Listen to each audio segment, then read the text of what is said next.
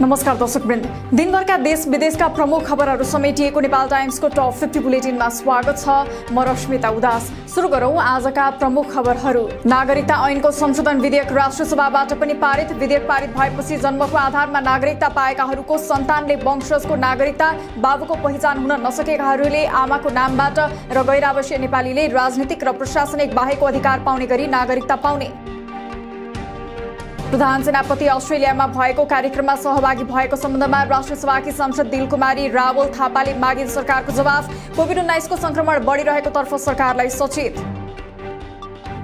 फेवाताल वरिपरिका 80% घरहरू बिना स्वीकृति र मापदण्ड विपरीत बनाइएकाले त्यस्ता घरहरूको नियमन गरी भत्काउन राष्ट्रसभा सांसद खिमलाल देवकोटाको माग। अतिक्रमित पोखरा बस पार्कको जग्गा खाली गराई अत्याधुनिक बस पार्क निर्माण गर्नुपर्ने जिकिर।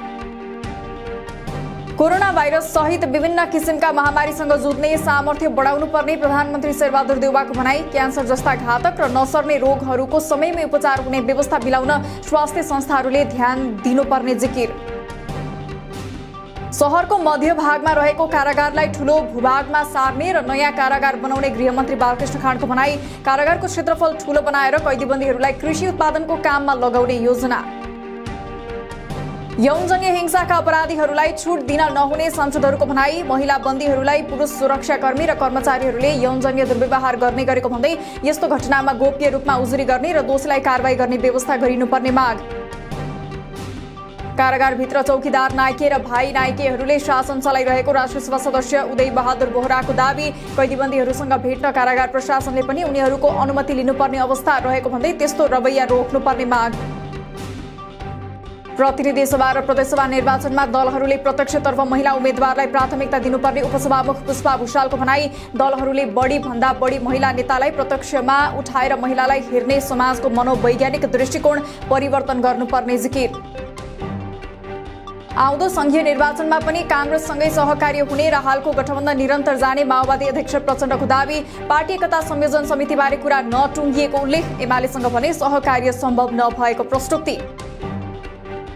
मंसिर 4 गते संघ र प्रदेशको निर्वाचन हुने माओवादी अध्यक्ष प्रचण्डको दावी। प्रधानमन्त्री देउवाले आज भोलिमै निर्वाचनको घोषणा गर्ने भने पनि नागरिकता विधेयक लगायत कानूनहरू निर्माण भएपछि मात्रै घोषणा गर्न आफूले सुझाव दिएको उल्लेख। डाक्टर बाबुराम भट्टराई समूहले आफ्नो दलको नाम नेपाल समाजवादी पार्टी राख्यो। निर्वाचन आयोगद्वारा समावेशी लोकतान्त्रिक पार्टीको नाम परिवर्तन गरी नेपाल समाजवादी पार्टी र चुनाव चिन्ह आँखालाई अध्यावधिक। कांग्रेस नुवाकोट क्षेत्र नम्बर 1 अन्तर्गत प्रदेशसभा ख कार्यसमितिका सभापति रामजी पौडेलमाथि स्थानीय चुनावमा टिकट बिक्री गरेको आरोप। आर्थिक लेनदेनमा टिकट दिएको, पार्टी विधान विपरीत बैठकहरू राख्ने गरेको आरोप लागेका पौडेलमाथि छानबिन गरी कारबाही गर्न माग गर्ने निर्णय। आफूलाई चुनावमा हराएर जनताले 1 वर्ष नपुग्दै पछुतो मानेको एमाले अध्यक्ष केपी शर्मा ओलीद्वारा जिकिर। अरूलाई जिताएर आफै अपमानित र लज्जित हुने काम नगर्न कार्यकर्तालाई निर्देशन। सर्वोच्च अदालतले आफ्नो भवन निर्माण सम्बन्धी अनियमिततामा 15 दिनभित्र उचित परिणाम दिनु भन्दै अख्तियारलाई पत्राचार। त्यस सम्बन्धी अनुसन्धानमा आवश्यक सबै सहयोग गर्न कामु प्रधान न्यायाधीश तयार रहेको उल्लेख। पूर्व अर्थमन्त्री जनार्दन शर्मा माथिको छानबिनको प्रतिवेदन तयार। केही प्राविधिक विषय मात्र मिलाउन बाँकी। भोलि सभामुख अग्निप्रसाद सापकोटालाई प्रतिवेदन बुझाइने विशेष समितिको भनाई। अमेरिकी सहायक विदेश मन्त्री डोनाल्ड लू 3 दिने भ्रमणका लागि आज नेपाल आइपुगे। नयाँ दिल्ली हुँदै काठमाडौँ आइपुगेका लूले प्रधानमन्त्री शेरबहादुर देउवा र परराष्ट्र मन्त्री नारायण खड्कालाई भेट्ने। लूको नेपाल भ्रमण नियमित भएको अमेरिकी दूतावासको स्पष्टोक्ति। नेपालमा पर्यटन र जलस्रोतको सम्भावना भए जस्तै सूचना र प्रविधिको पनि धेरै ठूलो सम्भावना रहेको सञ्चार मन्त्री ज्ञानेन्द्र बहादुर कार्कीको भनाई। आउँदो 10 वर्षपछि दुर्गम भनिएको कर्णाली प्रदेशमा जानका लागि सरकारी कर्मचारी बीच हानाथाप हुने गरेर नीति तर्जुमा गरिरहेको दावी। सञ्चार प्रविधिको पूर्वाधार निर्माण व्यवस्थित गर्ने युटिलिटी करिडोर सम्बन्धी विधेयक तत्काल पेश गर्न संसदीय समितिको निर्देशन। विभिन्न निकायहरूबाट निर्माण गरिने भवनहरूमा नै बीटीएस टावरहरू जडान गर्न मिल्ने गरी मापदण्ड बनाई कार्यान्वयन गर्ने व्यवस्था मिलाउन आग्रह। उमेर घटाएर नक्कली प्रमाणपत्र पेश गरेको अभियोगमा प्रहरी नायब उपरीक्षक रमेश सिंहलाई 8 महिना कैद सुनाइयो। 15,000 रुपैयाँ जरिवाना पनि हुने विशेष अदालतको फैसलामा उल्लेख। 5025 जनाको कोरोना परीक्षण गर्दा पछिल्लो 24 घण्टामा देशभर थप 710 जनामा कोरोना संक्रमण पुष्टि। आजै 215 जना संक्रमण मुक्त हुँदा थप 2 संक्रमितको मृत्यु। अहिले देशभर 4236 जना सक्रिय संक्रमित। आज विश्व हेपाटाइटिस विरुद्धको दिवस। जनचेतना फैलाउँदै विभिन्न कार्यक्रम गरी मनाइयो। यस रोगबाट बच्न असुरक्षित यौन सम्बन्ध नराख्न, गर्भावस्थामा डाक्टरको सल्लाह लिन तथा खोप लगाउन विज्ञको सुझाव। काभ्रेमा लामखुट्टेको टोकाइबाट लाग्ने डेङ्गी रोगको संक्रमण बढ्दै। करिब 1 महिना अघि 5 खालमा देखिएको डेङ्गीको संक्रमण हाल 3 स्थानीय तहको 9 जनामा पुष्टि। काठमाडौँ स्थित एक अस्पतालमा उपचाररत 5 खालका संक्रमितको अवस्था गम्भीर। त्रिभुवन अन्तर्राष्ट्रिय विमानस्थलबाट फ्लाइ दुबईको उडानबाट काठमाडौँ आएका एक भारतीय नागरिक सुनसहित पक्राउ परेका युसुफ हरुनको साथबाट 1610 ग्राम सुन बरामद। काठमाडौँ उपत्यकामा एकै दिन ट्राफिक नियम उल्लङ्घन गर्ने 2276 जना सवारी चालक कारबाहीमा पर्नेमा फुटपाथमा पार्किङ गर्ने 174 जना, मापसे गरी सवारी साधन चलाउने 120 जना, लेन उल्लङ्घन गर्ने 104 जना लगायत। यातायात व्यवस्था सेवा कार्यालय विराटनगरबाट पनि अब सवारी चालक अनुमति पत्र ड्राइभिङ लाइसेन्सको लिखित प्रयोगात्मक परीक्षा दिन पाइने। आजबाट अनलाइन आवेदन फारम खुलेको कार्यालयद्वारा जानकारी। अभिनेत्री मिरुना मगर र फिल्म प्राविधिक पृथ्वी सिंह ठकुरी विरुद्ध बौद्ध भिक्षु फुरुवा साङ्गो तामाङद्वारा काठमाडौँ जिल्ला अदालतमा गाली, बेइज्जती र कुटपिट सम्बन्धी मुद्दा दर्ता। माफी माग्ने सवालमा पटक पहल गर्दा पनि अभिनेत्री मगरले बेवास्ता गरेको उल्लेख। फेरि बन्सरी डाँडाका स्थानीयवासीले फोहोरको गाडीलाई रोक्ने, सम्झौता अनुसार काम नगरेको, अन्य स्थानमा ल्यान्डफिल साइट खोजेर बन्सरी डाँडावासीलाई बेवास्ता गर्न खोजेको भन्दै 1 भदौदेखि सधैँका लागि फोहोर फाल्न नदिने घोषणा। काठमाडौँ महानगरले फोहोर मैला व्यवस्थापन गर्न 65 करोडको लगानीमा आधुनिक उद्योग खोल्ने, घरमै कुहिने फोहोरबाट कम्पोस्ट मल बनाउन सहुलियतमा कम्पोस्ट बिन वितरण गर्न महानगरद्वारा 40 लाख बजेट विनियोजन। नेपाल र भारतबीच भएको G2G सम्झौता अनुसार रासायनिक मल आउने निश्चित। 6 महिनापछि मल नेपाल आउने निश्चित भएकाले तत्काल पैसाको व्यवस्था गर्नुपर्ने कृषि सामग्री कम्पनीको भनाई। सम्झौता अनुसार पहिलो वर्ष 1,50,000 मेट्रिक टन मल आउने। अबको 3 दिन काभ्रे, बारा, पर्सा, चितवन, नवलपरासी, रूपन्देही, दाङ, बाँके, कास्की, लमजुङका साना नदी तथा खोलामा बाढीको पूर्वानुमान। म्याग्दी, बैतडी, डडेलधुरा र आसपास भइबहने नदी तथा खोलामा आकस्मिक बहाव बढ्न सक्ने। भइरहेको गौतम बुद्ध अन्तर्राष्ट्रिय विमानस्थलमा आगामी अक्टोबरबाट विज एयरले गर्यो उडानको तयारी। विज एयरद्वारा अबुधाबी भइरहेका गन्तव्यमा साताको 3 उडान गर्न अनुमति माग। जजिराले आगामी सेप्टेम्बर 15बाट 7 दिन उडान भर्ने। नेपाल भारत सिमानाका जमुना हुँदै भारत जाने नेपाली श्रमिकहरूको संख्या बढ्न थाल्यो। असारे खेतीबाली सकेर परिवारको आवश्यकता पूरा गर्न दैनिक हजारौं संख्यामा नेपाली नागरिक भारततर्फ जान बाध्य। गएको आर्थिक वर्षमा विदेशमा ज्यान गुमाएका नेपाली श्रमिकको शव काठमाडौँबाट घरसम्म पुर्याउन मात्रै 26 करोड 3,51,500 रुपैयाँ खर्च। 38 जना महिला र 757 जना पुरुष गरी 795 जना श्रमिकको शव घरसम्म पुर्याइयो। ओखलढुङ्गा सिन्धुली जिल्लालाई जोड्ने नवलपुरको पक्की पुलको निर्माण सम्पन्न भएसँगै स्थानीयवासीहरू खुसी। पुलको सबै काम सम्पन्न भइसकेको र आगामी साउन 20 गतेभित्र उद्घाटन गर्ने तयारी।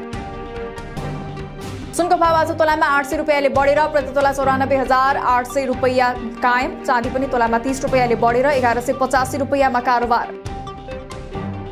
ब्याङ्कको मर्जरमा शेयर कारोबार रोका गर्ने सम्बन्धी व्यवस्था गर्न कार्यविधि बनाउने नेपाल धितोपत्र बोर्डको तयारी। लगानीकर्ता मर्कामा नपर्ने गरी आवश्यकता अनुसार कारोबार रोका गर्ने तर लगानी बन्धक हुन नदिने गरी कार्यविधि बनाउने। बिहिबार शेयर बजार नेप्से 15.44 अङ्कले बढेर 2127.42 बिन्दुमा पुगेर रोकियो। आजै 4 अर्ब 97 करोड 64,33,105 रुपैयाँको शेयर खरिद बिक्री। अन्तर्राष्ट्रिय क्रिकेट परिषदले बिहिबार सार्वजनिक गरेको 1 दिवसीय नयाँ वरियतामा नेपाल 19औं स्थानमै यथावत। नयाँ वरियतामा न्युजिल्यान्ड पहिलो स्थानमा, इङ्ल्यान्ड दोस्रो, भारत तेस्रो, पाकिस्तान चौथो तथा अस्ट्रेलिया 5औं स्थानमा। 20 वर्ष मुनिको साफ च्याम्पियनशिप फुटबल प्रतियोगितामा नेपालले श्रीलङ्कालाई 3-0 गोलले हराउँदै लगातार दोस्रो जित निकाल्यो। जितसँगै नेपाल अङ्क तालिकाको शीर्ष स्थानमा। भदौ तेस्रो साता नेपालमा 6औं संस्करणको महिला साफ च्याम्पियनशिप हुँदै। च्याम्पियनशिपका लागि यति बेला घरेलु मैदानलाई सदुपयोग गर्दै इतिहास रच्ने रणनीतिका साथ महिला टोली अभ्यासमा व्यस्त।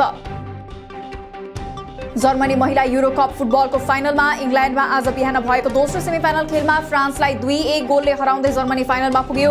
अब उपाधिका लागि जुलाई 31 मा इङ्ल्यान्ड र जर्मनी खेल्ने। नयाँ सिजन अघि प्री सिजन टुरमा रहेको म्यान्चेस्टर युनाइटेडको अभ्यास खेलमा क्रिस्टियानो रोनाल्डो पारिवारिक कारण देखाएर अनुपस्थित। अझै क्लब छाड्न चाहनामा रहेका रोनाल्डोको भविष्य युनाइटेडमा अझै अनिश्चित। पाकिस्तानसँगको दोस्रो टेस्ट क्रिकेटमा श्रीलङ्का 246 रनले विजयी। गाल्लीमा श्रीलङ्काले दिएको 508 रनको लक्ष्यपछि आएको पाकिस्तान अन्तिम दिनको खाना समयपछि 261 रन बनाउँदा अल आउट। कोरोनाको पहिलो संक्रमित फेला परेको चीनको वुहानमा फेरि लकडाउन। वुहानका 4 जनामा कोभिड देखिएपछि 3 दिनसम्म आफ्नो घर वा कम्पाउन्डमा बस्न आदेश। प्रतिबन्धका कारण जनजीवन प्रभावित। हालसम्म विश्वका 78 वटा देशका 18,000 मानिसमा मंकीपक्स फैलिएपछि मंकीपक्स पनि पीडादायी नै रहेको चिकित्सकहरूको भनाई। असुरक्षित यौन सम्पर्क, अंगालो मार्ने, चुम्बन गर्ने जस्ता गतिविधिबाट टाढै रहनुपर्नेमा जोड। समलिङ्गी सम्बन्ध सबैभन्दा बढी खतरनाक। भारतको पश्चिम बंगालका कांग्रेस सांसद अधीर रञ्जन चौधरीले राष्ट्रपति द्रौपदी मुर्मुलाई राष्ट्रपत्नी भनेको भन्दै भारतको संसदमा विरोध। चौधरीको टिप्पणीलाई लिएर बीजेपी सांसदले होहल्ला गरेपछि संसद बैठक नै स्थगित। इराकको बगदादमा पनि उच्च सुरक्षा क्षेत्र तोडेर ठूलो संख्यामा प्रदर्शनकारीहरू संसद भवन प्रवेश। संसद भवन प्रवेश गरेका प्रदर्शनकारीलाई अश्रु ग्यास र पानीको फोहरा प्रयोग गरेर प्रहरीको रोक्ने प्रयास विफल। श्रीलङ्काको संसदद्वारा अनिश्चितकालीन संकटकाल अनुमोदन। संसदमा बुधबार भएको मतदानमा 120 सांसदले संकटकाल अनुमोदनको पक्षमा र 63 जनाले विपक्षमा गरे मतदान। रुसले ग्यास आपूर्ति घटाएपछि युरोपेली देशहरूमा ग्यासको मूल्य भत्तै बढ्यो। रुसी ग्यास आपूर्ति कटौती हुँदा आउने वर्षको जाडो याममा युरोपमा ठूलो संकट आउने चेतावनी। असर अमेरिकामा पनि पर्न सक्ने अनुमान। र संयुक्त राज्य अमेरिकामा रिपब्लिकन र डेमोक्रेटिक पार्टीका दर्जनौं पूर्व नेताहरूले गरे तेस्रो पार्टी फरवार्ड खोलेको घोषणा, जसको नेतृत्व पूर्व डेमोक्रेट एन्ड्रयू याङ र न्यू जर्सीकी पूर्व गभर्नर क्रिस्टिन टड व्हाइटम्यानले गर्ने। दिनभरका देश विदेशका प्रमुख खबरहरू समेटिएको नेपाल टाइम्सको टप 50 बुलेटिन अहिलेलाई सकियो। हामी भोलि फेरि टप 50 समाचारका साथ उपस्थित हुने नै छौं। नेपाल टाइम्सको युट्युब च्यानल सब्स्क्राइब गरिदिनु भएकोमा र फेसबुक पेज लाइक गरिदिनु भएकोमा धन्यवाद। ताजा खबरहरू नेपाल टाइम्सको अनलाइन पोर्टल www.nepaltimes.net मा पनि गएर हेर्न सक्नुहुनेछ। नेपाल टाइम्स हेर्दै गर्नुहोला। नमस्कार।